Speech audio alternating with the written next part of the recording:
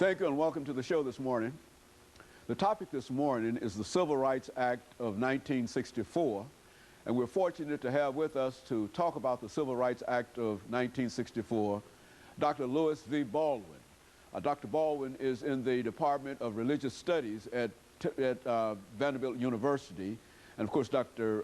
Baldwin, we've introduced you on so many occasions. That's and right. I think this is the first time we ever introduced you as being from Tennessee State University. Of course, I think that we all understand that you're at Vanderbilt University and have been for the last almost 20 years. So right. let's have you, Dr. Baldwin, to talk about your background and other information, and so that those individuals who might not know you, and I can't imagine there being too many people who might not know you from this particular show, but to give us some information about your background, your education, and then we'll get into the Civil Rights Act of 1964. Okay. I was born in Camden, Alabama in the late 40s, and I attended the public schools in Camden, Alabama, Wilcox County, the so-called Alabama Black Belt, and I finished high school in 1967, matriculated at Talladega College, Talladega, Alabama, and I received a degree in history from Talladega in 1971. From that point, I went to Crozer Theological Seminary, and I was there from 71 to 75, receiving both the Master of Theology degree and the Master of Arts degree in Black Church History.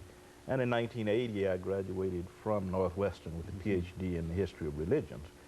But going back to my high school days, I had an opportunity to participate in some of the activities in the South, some of the sit-ins and demonstrations, and also to observe a lot. And over the last 20 years, I've been writing a lot about the Civil Rights Movement and about the connections between what happened in the protests in the South and what happened in terms of the development of civil rights legislation.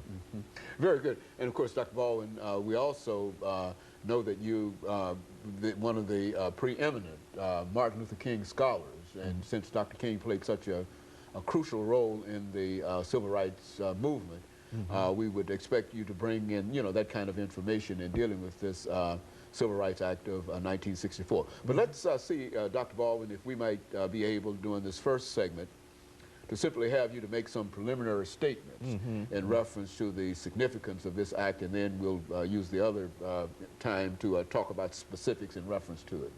I think the first thing we have to keep in mind is that the Civil Rights Act of 1964 was the most sweeping and the most comprehensive piece of civil rights legislation introduced up to that point. You had the Civil Rights Act of 1866, which established the citizenship of all Americans, irrespective of race and color and creed. 1875, you had another Civil Rights Act, which of course dealt with discrimination in public accommodations, inns, theaters, etc. 1957, there was a Civil Rights Act that sort of created the first Civil Rights Commission. In 1960, you had a Civil Rights Act that sort of dealt with the issue of discrimination in housing and bus segregation. But of course, the 1964 Civil Rights Act was quite different in the sense that it was much more comprehensive, much more sweeping in scope, dealing not only with voting, but dealing with public accommodations, public facilities, education, employment opportunities. And the 1964 Civil Rights Act also enhanced the powers of the Civil Rights Commission that had been created earlier, and also created the Equal Opportunity Commission. So you're talking about a much more comprehensive bill when you talk about the 1964 Civil Rights Act. Well, Dr. Baldwin, you talked about all of these Civil Rights Acts, and I think one question has to be, why couldn't we get it straight? It seems to me that we started in 1866, and as late as 1964, we are still trying to get it straight. I mean, what seemed to have been the problem in terms of dealing with civil rights in this country? I think the major problem has been the lack of implementation, and also the lack of resources to make sure that the guidelines of these bills are implemented once they are introduced and passed. So I think that has been our major problem, the lack of implementation, also the failure to provide the kind of resources needed to make sure that the provisions of these Civil Rights Acts are really translated into into daily public life.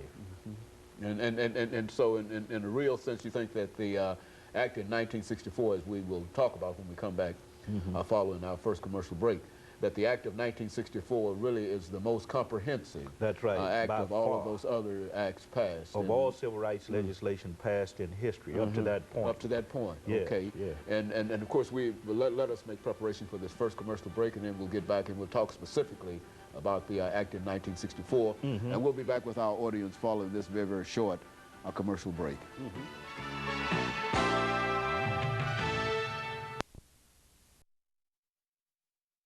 The topic is the Civil Rights Act.